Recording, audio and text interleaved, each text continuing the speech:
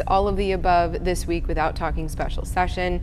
And we have Drew Landry here, our political analyst, South Plains College, all the things, The Outsider too. We haven't plugged that yet, but that's okay. Has his own blog and all the things too. And we're here to talk special session. We thought maybe we could avoid it this year, and it was THC that brought him back, in theory. There's a lot of things they're talking about here, but THC is a topic of conversation for us because our local state senator is the guy behind this proposed ban. The largest ag producer of hemp in our state is actually in our backyard, something I learned last week. Who knew that this was going to be the sexy thing? Right. But here we are. Exactly. You know, we thought maybe there wouldn't be a special session, and then the president gets involved, and then we're like, okay, maybe now we're going to have to do this whole redistricting thing, and then here comes the flood, and now we're kind of clamoring for this sort of thing. We thought, okay, flood emergency issues, okay, great, let's talk about that, and then we get the THC whole conversation back again. And we're right back at square one. I mean, Senator Perry was very adamant in the regular session with SB 3, and that Governor Abbott vetoed and didn't tell anybody, and that's kind of been the governor's mojo here. Is that he just doesn't tell anybody that he's just going to do it. He just does it. He's a judge by nature, and so he just kind of doesn't really like the whole political game. That said, now we have this special session. SB 5, which is pretty much what SB 3 was. Almost word for word. Exactly. And so Governor Abbott has said, I don't want that sort of ban. Let's have to where it's within that federal minimum of what is it, 0.3% there, and then let's do it that way. I don't want a total ban because of veterans and people with PTSD and those who are suffering from epilepsies, and that's part of it. So that's where we have been here with this special session, and the state senator has kind of been still clamoring that whole issue that it needs to be banned. And so it'll be interesting to see. We're kind of thinking here that he and Lieutenant Governor Patrick are on the same page. So we can kind of guess that might pass the Senate. What kind of traction will that take over into the House? We don't know. And that's the thing. When we were in Austin, this was early May, we sat down with the senator, asked him, okay, now it's passed the Senate. How do you feel about this bill, Senate Bill 3 at the time, going to the House? Are you concerned that the regulation bill is going to take shape over the ban bill? And at the time he expressed some concern, wasn't really feeling, all too sure, still very convicted. I want this to pass, this should pass for Texas. But then the House turned around and said, nope, it's a ban, and kind of surprised a lot of people. What's the likelihood that happens again, though? Because there's a lot more cooks in the kitchen in the House than the Senate. That's right. So the House, we often like to think that's kind of like you're herding cats. You have so many different personalities, and it's ran way different than the Senate. So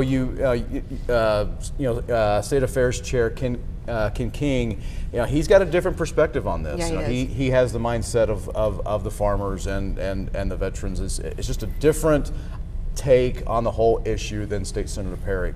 So what will we see from that? I mean, the Senate is taking the lead on there. It very well could be just like it was in the regular session, where they say it'll be regulated to some degree, and then all of a sudden at the last minute, here comes this curveball. But we have to remember where the governor stands on it. And I think that's going to be the ongoing theme throughout this, is that the governor is not in step with Lieutenant Governor Patrick or State Senator Perry on wanting a total ban. So he's going to have to do something that he doesn't always like to really do, and that's deal with the legislature, talk with them, try to get them on his page, and how much muscle will he have to really do that? How much patience will he have to do that? And so we'll have to really see. But I totally think that we will end up with some sort of regulation with that 0.3% in looking something like it.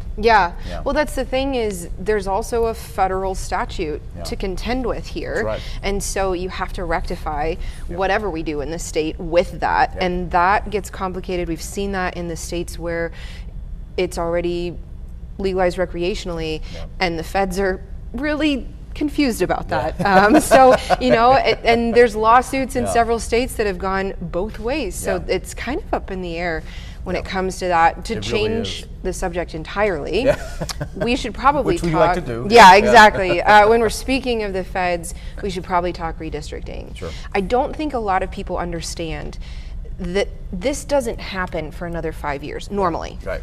But here we are having this conversation. Right. What's the impact of that? Okay, so just a small little walkthrough is that this is supposed to happen on the year after a census is taken. So censuses are taken on years that end in 0. Okay. And so the redistricting, based on that information, is meant to happen on years that end in 1. Well, there's nothing in the Constitution that says they can only do it then.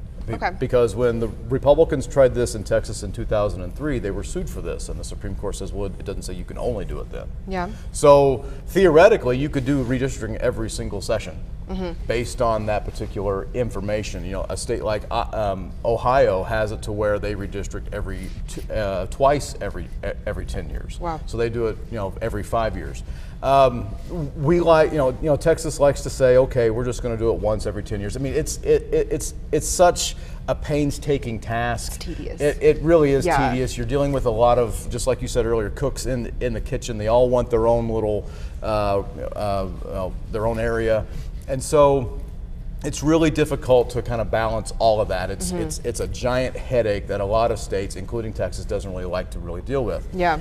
Now you have the president looking at a midterm election, and what the political science has said on that is that the president's party in a midterm election doesn't do well. Yeah.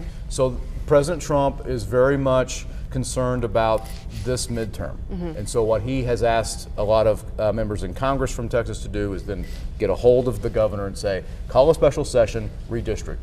Okay. And he has made this claim that they can win 5 seats if they redraw the maps. Okay. That's a bit of a stretch. I mean, maybe That's 2. a lot of seats. It is. Yeah. It is, which is why we are all kind of 5. You know, maybe 2, 3 at the most, but 5 seems a little much. That said, that's good for you now.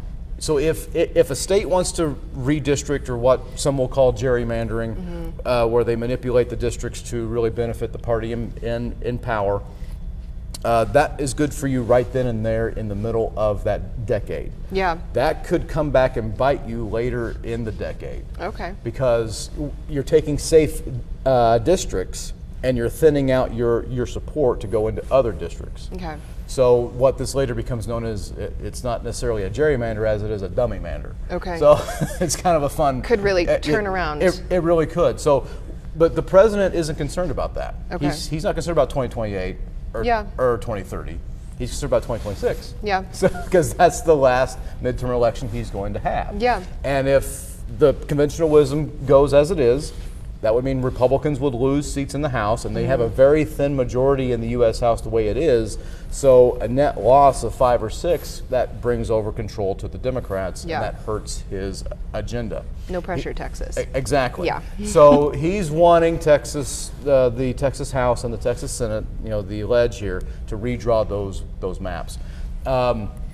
It's kind of clear as to who they're going to go after. You know, Mark Vesey out in the Dallas area, and those in South Texas with, you know, Henry Cuellar and a few others, to try to make those areas more on the Republican side than what they were in the past. Again, while that sounds good for you now, that may come back and bite you a little later. Is there any way, outside of leaving, like we saw a few sessions ago, for Democrats to stop this? We see, you know, footage of Gene Wu in this committee hearing going, I don't even know why I'm here. Yeah. And he can say a lot of things, but can he really actually stop this? I mean, the Democrats do not have enough to really say no, but is there a way for them to actually stop this? Well, the first thing they did was probably their best first move, was send a strongly worded letter and say, we're only going to do flood emergency response. That's it. And I would highly suggest that if that's what they're going to do it and then get out. Okay. But as far as anything else goes, that's their best card. And so a quorum break bus to Oklahoma or New Mexico or Minnesota, wherever that they want to go, that's going to be really their best bet. Okay, so Yeah. I guess time will tell. Thanks, Drew. I should have brought popcorn this time because it's definitely worth eating right now. We need it. Yeah. Thanks for being here. Good to see you. Thank you.